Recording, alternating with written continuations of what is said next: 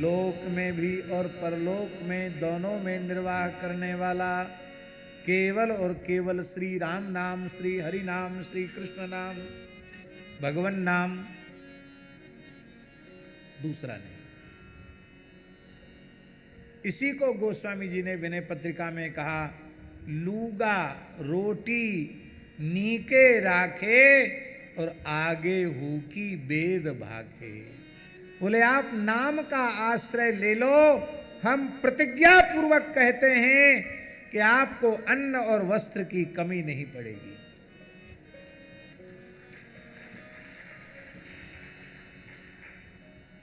एक हंसी की बात सुना देते हैं। इसी वृंदावन की बात है, एक महात्मा के यहां गए, उन्होंने बुलाया तो उनका तखत तो नीचा था लेकिन वो उस पर आसन बहुत ऊंचा था। बड़ा आग्रह किया कि नहीं आप इसी पर बैठिए, हम आपकी कथा सुनते हैं। तो बहुत पीछे पड़े, हमारा अभ्यास नहीं है किसी के आसन पर बैठने का, लेकिन बहुत आग्रह किया तो हम बैठ गए। हमने सोचा इतना मोटा गद्दा इनके पास कहाँ से आया। ऐसे ही जिज्ञासावश ऐसे देखा तो उस पर न कोई दरी थी, न चादर था, न गद्दा था, खाली कंबल ही कंबल थे और सब इकहरे बिछे हुए थे। कंबल के ऊपर कंबल, कंबल के ऊपर कंबल, कंबल के ऊपर कंबल, ऊपर से एक चादर था। तो हमने कहा महाराज जी इतने कंबल कहाँ से आए? अरे बोले महाराज मैं क्या बताऊं, देने का अभ्यास नहीं है और मैं मना तो करता हूं कि हमारे पास कंबल की कमी नहीं है, फिर भी भगत आते हर ठंड में कोई न कोई कंबल दे जाते हैं। अब क्या करें, छोटी सी कोठरी है, कहाँ रखें, आसन में बिछा लेते हैं। हमने गिनती नहीं की लेकिन कम से कम 50 कंबल होगा। लो साहब, ऐसे लोग हैं जो दिन भर मेहनत मजदूरी करते हैं, फटी कमरिया उनके भाग्य में नसीब में नहीं है, और साधु राम राम करते हैं तो गद्दा की जरूरत नहीं है। 50, हम यद्यपि इसका समर्थन नहीं कर रहे हैं कि अपने उपयोग से ज़्यादा वस्तु संग्रह करके रखना चाहिए, ज़रूरतमंद को नहीं देना चाहिए, अन्यथा मत मानना। बड़ी विनम्रता पूर्वक मैं निवेदन कर रहा हूँ। अब ऐसा भी चल गया है कि कंबल कपड़ा लत्ता इकट्ठे करो और घर से संबंध बनाकर रखो और दान दक्षिणा का कंबल गठरा रुपया कपड़ा जो कुछ है वो घर जाके दे आओ। समय हो तो वहाँ फसल वसल भी काटने में सहयोग कराओ और फिर ठीक समय से सावन भादों में जब खूब भोज भंडारे चलते हों तब आ जाओ। लेकिन ये अनुचित है। मेरी बड़ी विनम्र प्रार्थना है, साधु को अपने घर से संपर्क संबंध नहीं रखना चाहिए। ये दान पुण्य की वस्तु गृहस्थ के घर में जाएगी तो उसका सर्वनाश कर देगी। इसकी बहुत सावधानी रखने की आवश्यकता है। इसलिए जिनके घर में कोई साधु बाबा जी हो गए हों वो भी बहुत सावधान हो जाएं। कोई वस्तु भगवान की दान की वस्तु कोई गृहस्थ के घर में न चली जाए। रोटी लूगा नीके राखे, आगे हु की वेद भाखे।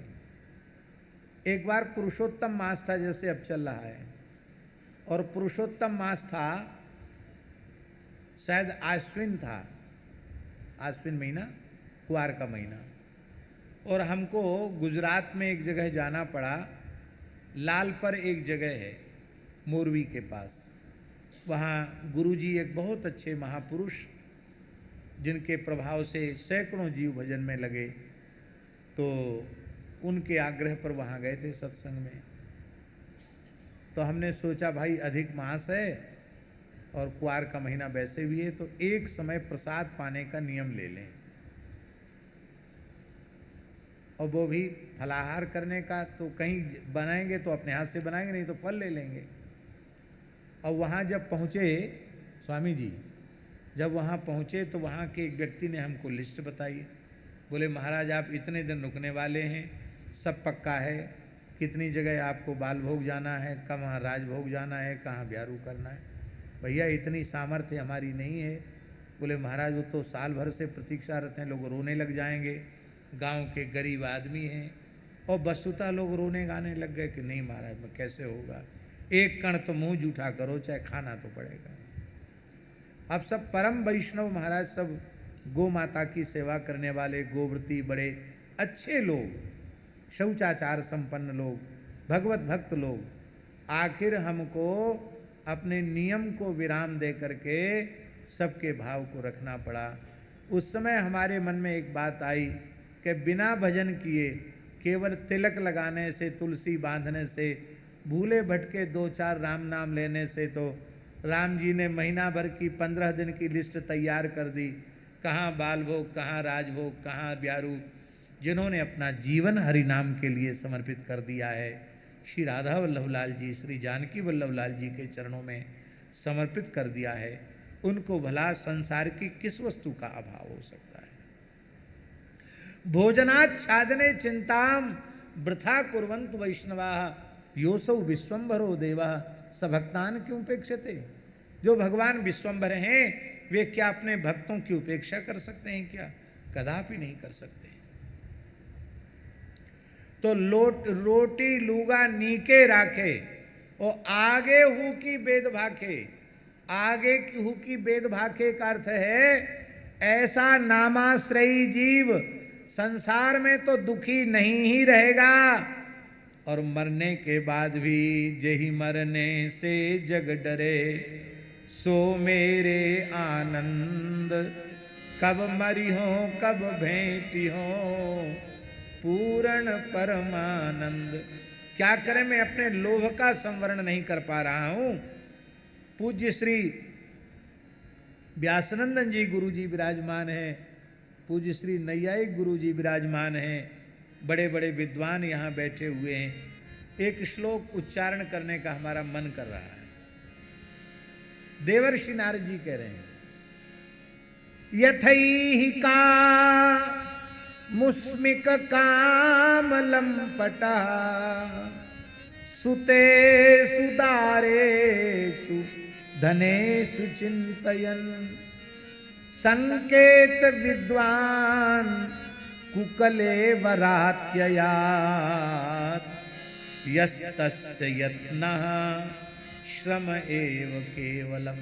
महाराज जी ये ऐसा श्लोक है, इसको यदि ठीक से समझ ले तो आज ही निश्चिंत हो जाएगा। देवर्षि नारद जी कह रहे हैं जैसा कि ऐहिलौकिक पारलौकिक भोगों का लालची मनुष्य स्त्री पुत्र घर धन इनमें आसक्त, इनकी चिंता रखने वाला जीव जैसे मरने के नाम से डरता है, घबराता है, ऐसा ही मृत्यु से भय राम राम करने वाले को हो जाए, कथा कीर्तन का आश्रय लेने वाले को हो जाए, धाम का आश्रय लेने वाले को हो जाए, नाम का आश्रय लेने वाले को हो जाए, सत्संग का आश्रय लेने वाले को हो जाए, संत सदगुरु का चरणाश्रय लेने वाले को हो जाए। तो नारद जी कहते यस्तस्य यत्नः, साधन के मार्ग में जो उसने यत्न किया है वह कोरा परिश्रम है, उसको कुछ नहीं मिला। भैया दर्शन ये दें चाहे न दें, तुम राम राम तो करते रहो, तिलक लगाते रहो, तुलसी बांधते रहो, एकादशी का आदर करते रहो, हरिगुरु संतों का आदर करते रहो, गौ ब्राह्मणों का आदर करते रहो, वैष्णवाचार से आप रहो, लूगा रोटी नीके राखे और आगे हो की। श्री सीताराम प्रतिदिन सत्संग एवं दर्शन के लिए श्री महाराज जी के ऑफिशियल चैनल को जरूर सब्सक्राइब करें।